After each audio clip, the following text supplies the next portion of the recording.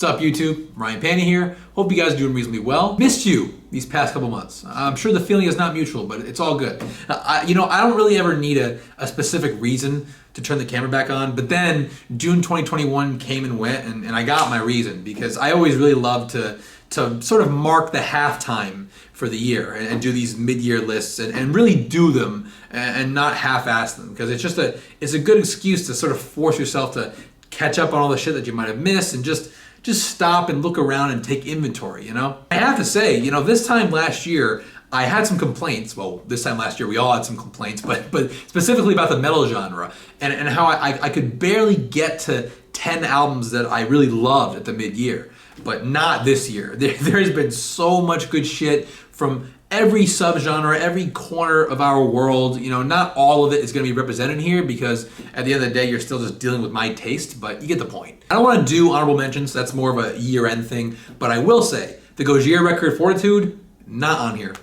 Sorry. A lot of people accuse Magma of doing what this record actually did do in parts. I'm not going to explain it any further than that, just going to throw it out there and move on. But here are 10 records that I really do highly recommend that you check out if you missed. So the big wild card here is my number 10, Comatose by the Danish band Ghost Iris. This band has that sort of second wave of metalcore, kind of microwave gent sound that I typically have a very strong distaste for, which is why it's so notable for being on here. It's just that this particular band on this particular record executes this style in such a no-frills and in hard-hitting way that it's impossible for even me to deny. I mean, this record has the super groovy drop Z guitars and the ultra clean, soaring kind of periphery light choruses. It has the copious breakdowns being beaten into your skull. It's got all those elements, but the record is performed and frankly produced in such a way that it feels so immediate and visceral and soulful, really. My biggest complaint with this style is that these bands often feel soulless and feel kind of a few times removed from their audience, but that barrier is just completely shattered with the way this record hits you. I mean, tracks on here like Paper Tiger and Former Self, they just hit you like a fucking sledgehammer. There's definitely a Code Orange influence in the way that this record sounds. I think a lot of bands in this style are trying to recapture those last couple of Code Orange records, at least sonically. And these songs aren't that complicated, but the band do get some chances on this record to show off their musical ability. The song Cold Sweat has just superb guitar riffs. The song Power Schism has some real frenzied songwriting ADD that's a lot of fun. And then on the other side of the coin, they also get to show their melodic side. The song Cult and the song Ebb and Flow are both examples of that. I wouldn't blame any of my viewers in particular for not liking this album, but I find Comatose to be a really high energy, tightly packaged batch of songs from a style that frankly I don't pay very much mind. Favorite tracks have to be Cult, very melodic, Cold Sweat, great guitars in that one, and Paper Tiger. Of course, the Cannibal Corpse record, I agree with the many enthusiastic fans who immediately slapped this thing with all kinds of superlatives. And as somebody personally who's followed every single record since Kill, it's impossible not to notice a difference, especially coming off a record like 2017's Red Before Black, which was very much an old school record in a lot of ways. Whereas Violence Unimagined is like the record that you would hand to someone to explain in 40 minutes or whatever it is, the quintessential death metal sound. Which it's mind-blowing to think that Cannibal Corpse still embody that after like 30 plus years of being a band. They're somehow the elder statesmen of death metal, yet they still also set the standard. A lot of people would point to longtime collaborator Eric Rutan sort of hopping out of the producer's chair into the songwriting process as the reason this album is so fucking good, and a lot of people would be right, quite frankly. My favorite track on here is Ritual Annihilation, which just gives me some serious Morbid Angel Domination vibes, which of course is an underrated classic of the genre that Rutan played on some 26 years ago. And also, this album just feels so fun to perform. Like, these tracks just feel like they're so fucking fun to play. You have tracks like Slowly Sawn with all that labyrinthine riffing. You have Bound and Burn, which is so catchy. You have the crazy breakdown, of course, in Inhumane Harvest. Frontman George Corpsewriter is still a little one note, and that will always remain a slight drawback for me for this band, but that's been the case for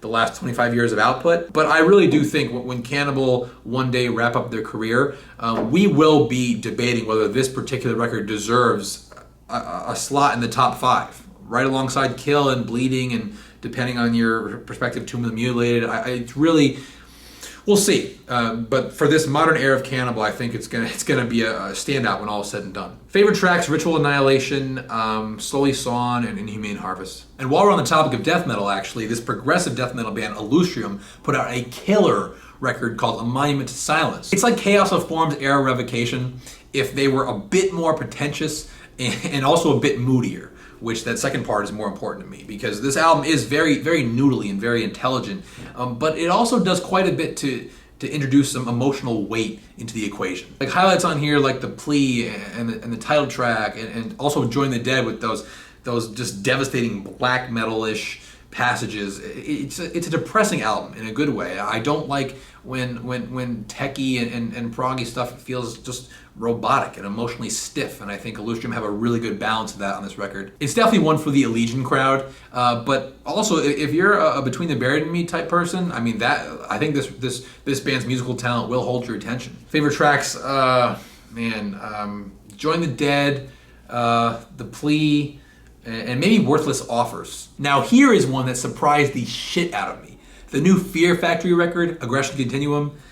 It's fucking amazing. I don't want to get too hyperbolic here, but I'm not sure I've ever loved a Fear Factory record front to back the way I love this record. I was a big Roadrunner Records guy growing up, so Demanufacturer was my shit. But let's be honest, everything you needed to know about that record was in those first 5 tracks, right? But Aggression Continuum captures and retains my attention for 10 straight, uncompromising rippers. Seriously, Burton C. Bell, who it's kind of bittersweet because he's out of the band now, sounds better than he ever has. There is that unmistakable Fear Factory atmosphere that's as potent as it's ever been. You know, this band's been around 30 years, and somehow their music still sounds futuristic. They achieve that cold, dystopian atmosphere through the lyrics, through the production, through that combination of a little bit of keyboards with the rapid fire drums and guitars.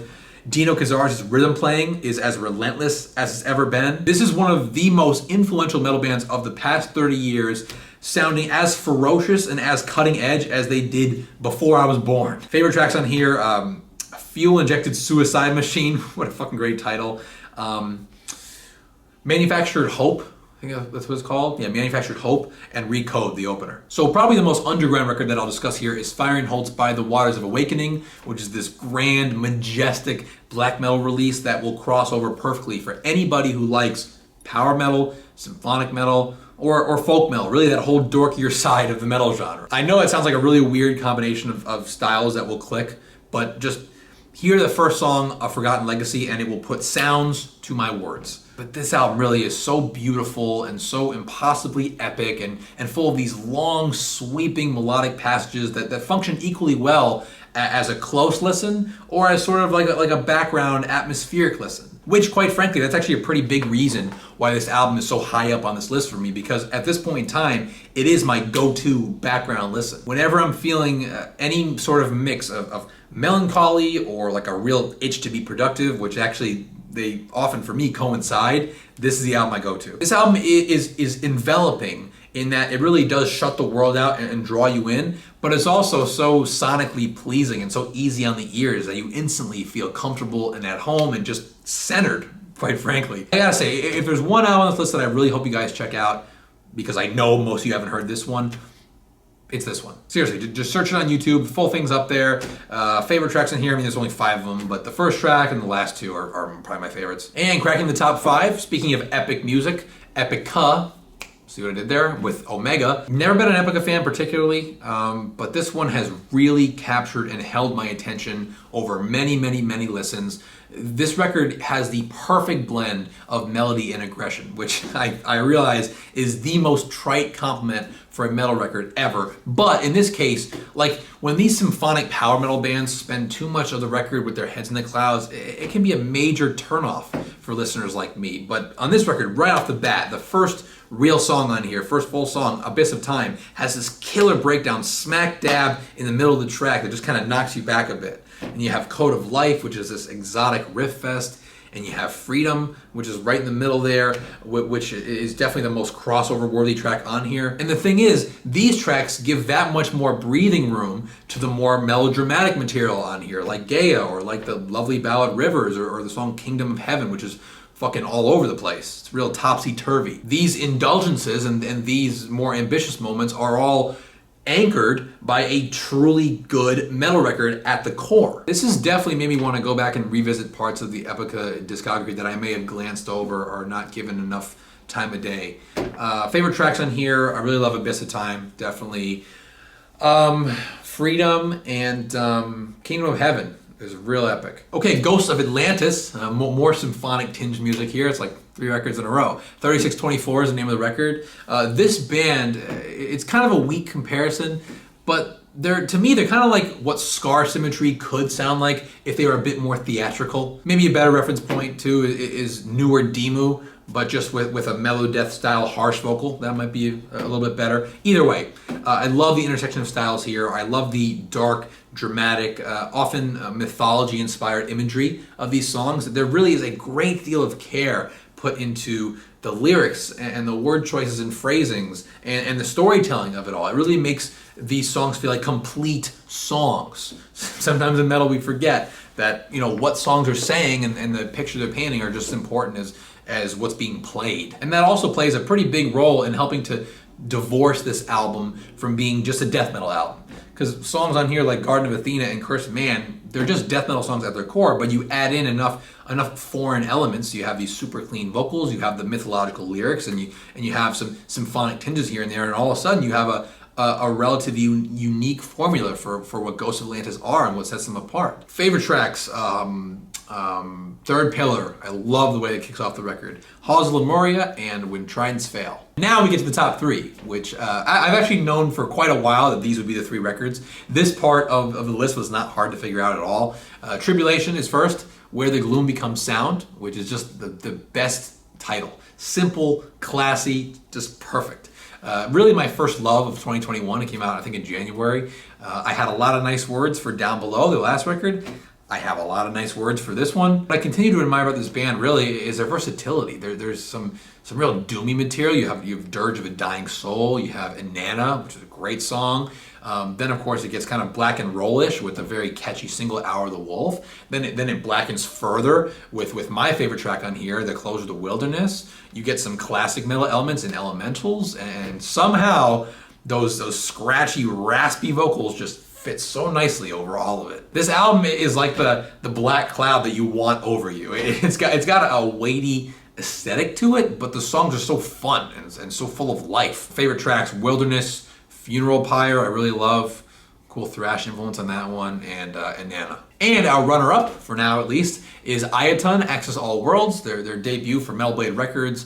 This is a high-concept, forward-thinking, just behemoth of an album that I'm still digesting a little bit. I know the title is Access All Worlds, but really what this album does is suck you into a world that they have created through these massive soundscapes and otherworldly lyrical journeys and ambitious arrangements and just a touch of prog and odd time as soon as you get comfortable. You gotta give it a few listens to settle in because those high-pitched vocals will be a little bit of an adjustment, but it won't take long for you to recognize the brilliance of this record. I mean, Safe Across the Endless Night in particular is such a breathtaking finale and will be a really difficult song to beat as a contender for Metal Song of the Year for me. Also, Tower of Cosmic Nihility, that's a song that's a lot more sinister, but it is equally grand. And you'll notice that I have not at all attached a genre to this album because I have not found one yet. And I prefer to keep it that way. Favorite tracks, mentioned 2 of them, Safe Across the Endless Night, Tower of Cosmic Nihility, and maybe Voyage of the Gargany. Mayor Needham gets the 1 spot here. An album that, quite contrary to Iotan, or however the fuck you say that name, is not confusing and not ambiguous as to what it is. This is one-man black metal at its finest. Although it really does mostly forego that that muddy and suffocating production that is often characteristic of contemporaries like Panopticon. And it opts instead to just beat you over the head like you want as a metal fan. Like the opening tracks on here, Iotan and Frozen Star Divination, just bulldoze you with a really focused anger and ferocity, like they're trying to get it out. It's something that, again, a lot of black metal eschews in favor of projecting some sort of aesthetic or texture. And that's fine. Aesthetic is important. Black metal is, by nature, some degree of unrefined, sinister, foreboding, atmospheric, some combination of those elements. But when we give those a little bit of the back burner, musically and sonically, I mean, look, this is why that Black and Death stuff became so fucking huge in the 2000s, because it gave black metal fans this real head-on collision with a more uncompromisingly aggressive art form while still retaining some of those appealing atmospheric elements of black metal that were familiar to people. And I think the reason that Needham has gotten so much acclaim over these past few projects, I think his name is Jacob Bukarsk. You guy's fucking American, so I should be able to say his name. Anyway, I think the reason he's gotten so much acclaim is because he's able to walk that line better than anybody else in his lane. There's just a meanness to this that's not there with Panopticon. It's not there with Wolves in the Throne Room. And it really connects with me. And trust me, I know that recommending a black metal record in particular, if a record like this is bad, it's fucking unbearable, and it feels like this dark, endless tunnel of noise and shrieking that's never gonna fucking end. So I don't take this lightly, and I especially don't take it lightly placing it this high on the list. Trust me, you're gonna be humming those fucking hard-hitting riffs from the opener Iotan. You're gonna be humming the melodies when they do pop up, like on the closer Ataraxia Tunnels and Luminous Secretion. These are songs, compositions that stay with me for days and days and days. This record has everything that I would want from something like this. Just trust me on it. Gotta recommend Iotan, like I've mentioned, Ataraxia Tunnels, and Frozen Star Divination. And there it is. What did I miss, guys? What did I miss? Was it Mariana's Rest? Was it Moonspell? Was it Bloodletter? Was it Evergrey? Was it Witherfall? Because if it was any of those, I already fucking heard them and they didn't make it, so fuck you. Just kidding. I love you. Please, joking aside, put your top 10 in the description so I can continue to catch up. And I'll be really curious to see which of these records is left standing in December. December feels far away, but it's really not. And hopefully at least one of these records in the meantime makes its way into your rotation. If that happens, then I have done my job and I can rest easy. As always, thank you so much for watching, guys. If you enjoyed this video and are not yet subscribed to my channel, please consider doing so by clicking right over here, as well as checking out any other rock or metal related content that I publish here on a regular basis. I really appreciate you guys watching, liking, disliking, just engaging in any fashion. Twitter, Instagram handle @RyanPannyMusic. Again, thank you so much for watching, guys, and I will see you soon.